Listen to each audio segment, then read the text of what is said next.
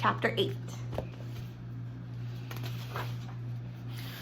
On land, the old fisherman stopped to light a pipe, and then with the pipe clenched between his teeth, he walked home carrying Edward atop his left shoulder as if he were a conquering hero. The fisherman balanced him there, placing a calloused hand at Edward's back. He talked to him in a soft, low voice as they walked. "You'll like Nellie, you will," said the old man. "She's had her sadness, but she's an all right girl." Edward looked at the small town blanketed in dust. A jumble of buildings huddled together, the ocean stretching out in front of it all, and he thought that he would like anything and anybody that was not at the bottom of the ocean. "Hello, Lawrence," called a woman from the front of a shop. "What have you got?" "Fresh catch," said the fisherman. "Fresh rabbit from the sea." He lifted his cap to the lady and he kept walking. "There you are now," said the fisherman. He took the pipe out of his mouth and pointed with the stem of it at a star in the purpling sky. "There's your North Star right there. Don't never have to be lost when you know where that fellow is." Edward considered the brightness of the small star. "Do they all have names?" he wondered. "Listen at me," said the fisherman, talking to a toy. "Oh well, here we are then."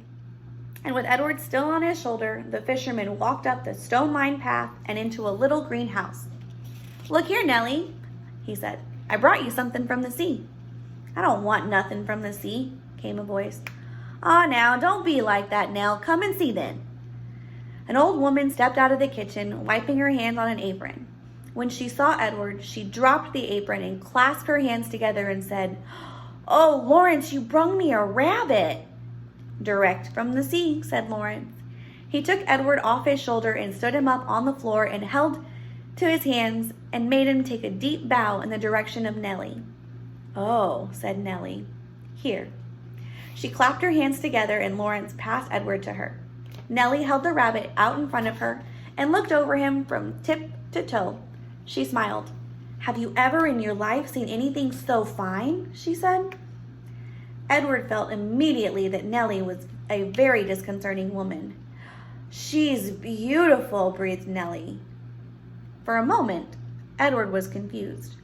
Was there some other object of beauty in the room? "What will I call her?" "Susanna?" said Lawrence. "Just right," said Nellie. "Susanna." She looked deep into Edward's eyes.